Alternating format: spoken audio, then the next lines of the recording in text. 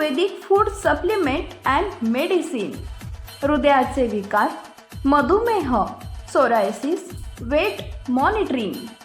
आमचा पत्ता सनेज आयुर्वेदिक हनुमान मंदिर शेजारी Nehru Nagar, Vijapur road, Solapur. Mobile number 8087021004 आणि 9763361004. उदय सामंत यांची पत्रकार परिषद. आपण रत्नागिरी जिल्ह्यातील जे 2 नाविन्यपूर्ण उपक्रम राबवले त्याची महाराष्ट्र शासनाने दखल घेतली. पहिला प्रकल्प सोलर सिस्टम असली पाहिजे. सोलर सिस्टीम प्रकल्पामुळे ग्रामीण भागातील स्ट्रीट लाईटचे बिल निम्म्यावर येईल. शेतकऱ्यांच्या मुलांना अमेरिकेला पाठवून नासाचे ज्ञान देणे. मागील वर्षीपेक्षा दुप्पट मुलं यावर्षी पाठवली. रत्नागिरी जिल्ह्यातील शालेय विद्यार्थिनींसाठी अहिल्याबाई होळकर पास योजना सुरू. काल महाराष्ट्राचे बजेट मुख्यमंत्र्यांनी मांडलं. बजेट ऐकल्यावर विरोधकांच्या पायाखालची वाळू सरकली. महिला भगिनींना दरमहा 1500 रुपये देण्याचा निर्णय महाराष्ट्र सरकारने घेतला आहे. 3 सिलेंडर मोफत, 17 शहरांमध्ये पिंक रिक्षा हा उपक्रम. महिलांना लखपती बनवण्याचा निर्णय सरकारने घेतलाय. महिला, युवा आणि शेतकरी यांच्या हिताचे कालचे बजेट होते. कापूस, सोयाबीन, दूध उत्पादक शेतकरी यांना देखील बजेटमधून न्याय मिळाला आहे. आज जे आमचे विरोधक आहेत त्यांना पुढील 25 वर्ष विरोधक म्हणूनच बसवतील. विधानसभेला 180 पेक्षा जास्त जागा जिंकून महायुतीचे सरकार महाराष्ट्रात येणार. पदवीधरच्या निकालामध्ये निरंजन डावखरे फार मोठ्या मताधिक्याने निवडून येतील. पत्रकार परिषद एका रत्नागिरी जिल्ह्यातल्या महत्त्वपूर्ण विषयावर आहे. आपल्याला सगळ्यांना माहिती आहे की आपण रत्नागिरी जिल्ह्याच्या नियोजन मंडळातनं जे 2 उपक्रम नाविन्यपूर्ण राबवले त्याची दखल महाराष्ट्र राज्यातल्या अनेक जिल्ह्यांनी घेतलेली आहे.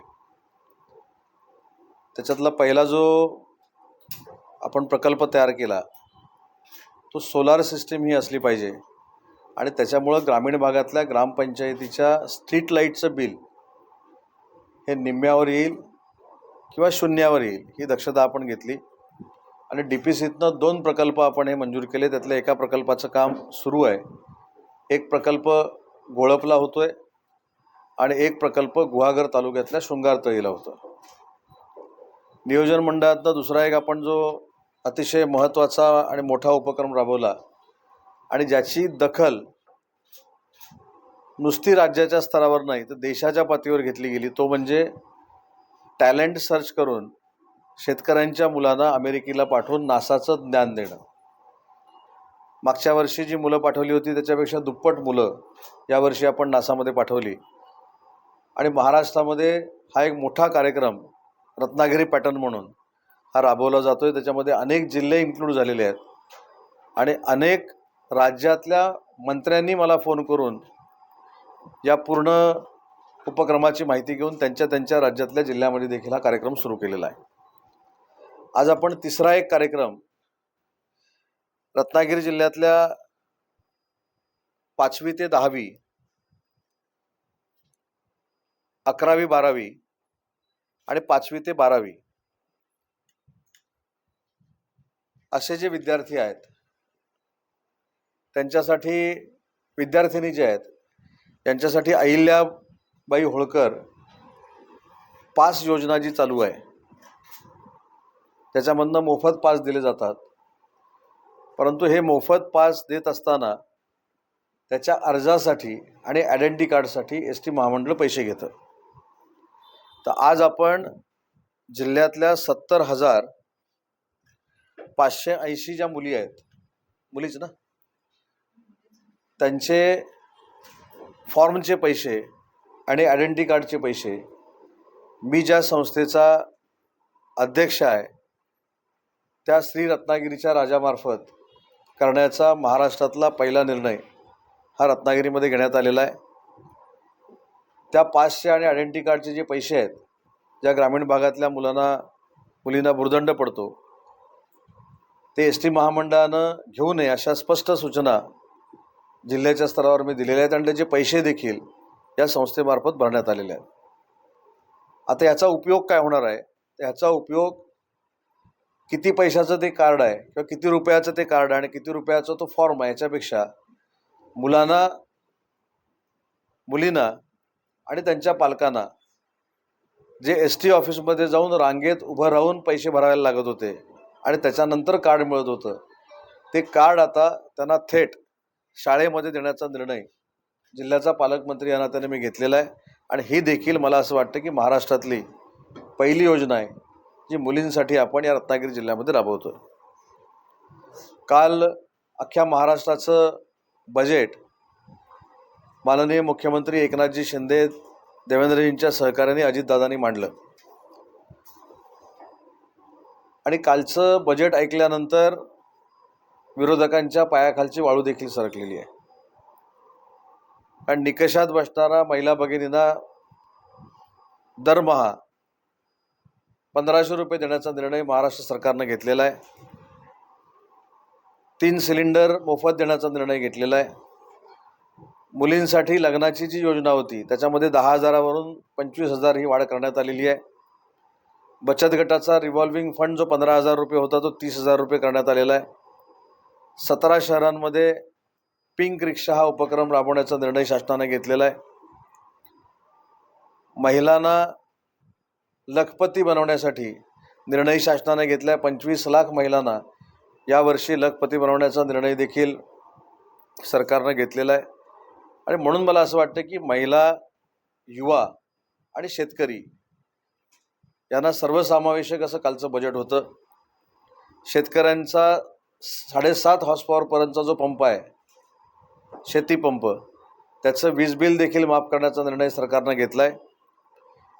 युवा वर्गासाठी कार्यशाळा आणि स्टायपेंडची योजना 10,000ची सरकारनं आणलेली आहे. त्याच्यासाठी 14,000 कोटीची तरतूद केलेली आहे. महिलांसाठी 46,000 कोटीची तरतूद केलेली आहे. रिक्षांसाठी 80 कोटीची तरतूद केलेली आहे.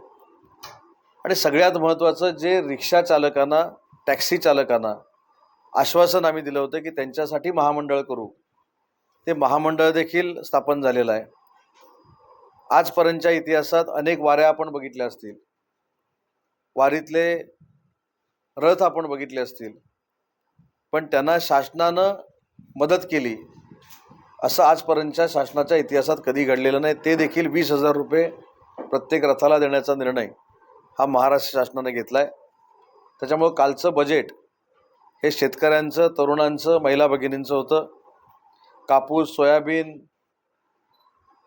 दूध उत्पादक शेतकरी यांना देखील काल बजेटमधनं न्याय मिळालेला आहे. आणि त्याच्यामुळं आमची सगळ्यांची आता खात्री झालेली आहे की येणाऱ्या विधानसभेमध्ये आज जे आमचे विरोधक आहेत त्यांना पुढचे 25 वर्ष विरोधक म्हणूनच बसवतील. बोला सर, महाविकास आघाडीच्या वतीने 175 ते 180 जागा विधानसभेला जिंकून येतील असा दावा करण्यात येतोय. आपल्याला काय वाटतं? दावा करायला काय, मी 288च्या 288 जिंकेन म्हणेल, पण ते जिंकल्या पाहिजेत ना. मुद्दा असा आहे की मुस्लिम बांधवांचा गैरसमज करून, दलित बांधवांचा गैरसमज करून जी मतं मिळवलेली आहेत, एक फेक नरेटिव्ह सेट करून, याच्यामुळं काही लोकांना ही मताची सूज झालेली आहे. विधानसभेला 180 पेक्षा जास्त जागा जिंकून महायुतीचं सरकार पुन्हा महाराष्ट्रामध्ये येणार, हे निर्विवाद सत्य आहे. योजना आहे त्यासाठी आता उत्पन्नाचे दाखले वगैरे सर्व ही प्रक्रिया आहे, जुलैपासून आपण देणार आहे. कसं काय, त्या लवकर कसं काय सगळं? आजच जिल्हाधिकाऱ्यांना मी सूचना केलेली आहे की युद्धपातळीवर ही आपल्याला राबवायची आहे. आणि आपल्या लक्षामध्ये येईल की प्रत्येक जिल्ह्यामध्ये रिव्ह्यू घ्यायला आम्ही सकाळपासूनच सुरू केला आहे. माझ्याकडे जे 2 जिल्हे आहेत त्याचा सकाळी मी रिव्ह्यू घेतलेला आहे. ज्या तारखेला महिला भगिनींच्या खात्यामध्ये पैसे आम्ही जमा करणार हे सांगितलेलं आहे, त्याच तारखेला जमा होते. स्वतंत्र यंत्रणा आपण उभी करतोय. हा बजेटमध्ये कोकणसाठी असं काय वैशिष्ट्य आहे का? नाही, आता 1500 रुपये जे महिलांना मिळणार आहेत ते कोकणातल्या पण मिळणार आहेत. त्याच्यानंतर 3 सिलेंडर जे मिळणार आहेत ते कोकणातल्या देखील महिलांना मिळणार आहेत. 7.5 हॉर्सपॉवरपर्यंतच्या पंपाचं वीज बिल जे माफ झालेलं आहे ते कोकणातले देखील त्याच्यामध्ये शेतकरी आहेत. त्याच्यामुळं कोकणाला देखील ह्या वैयक्तिक लाभाचा फायदा होणार आहे. रस्त्यांची कामं तर सुरू झालेली आहेत. बजेटमध्ये अनेक पैसे रस्त्यांना मिळालेले आहेत, नळपाणी योजनांना मिळालेले आहेत. येत्या 7 ते 8 दिवसामध्ये जे खऱ्या अर्थानं महाराष्ट्राचं आणि विशेषतः रत्नागिरीकरांचं स्वप्न होतं की आपल्याकडे ओशन युनिव्हर्सिटी पाहिजे, सागरी विद्यापीठ पाहिजे. ते सागरी विद्यापीठाची मान्यता देखील आपल्याला रत्नागिरीमध्ये मिळेल, लॉ कॉलेजची देखील मान्यता मिळेल. त्याच्यामुळं काही आचारसंहिता आहे, 4 तारखेपर्यंत मला बंधन आहेत, म्हणून सगळ्याच गोष्टी मी काही सांगत नाही. परंतु कोकणाला देखील या बजेटमध्ये प्रचंड झुकतं माप मिळालेलं आहे. ओके. उद्या पदवीचा निकाल आहे, काय अपेक्षा आहे? पदवीधरच्या निकालामध्ये महायुतीचे उमेदवार निरंजन डावखरे फार मोठ्या मताधिक्यानं निवडून येतील.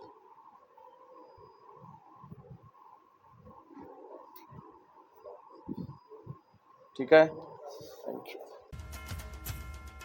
Paras mobile accessories and electronics, mobile व टी व्ही रिपेरी, मोबाईल व सर्व डिश रिचार्ज. आमचा पत्ता 34/2/39 70 फूट road, new Pachhapeth, Solapur. Mobile number 77 44 99 66 58 आणि 95 45 46 84 73.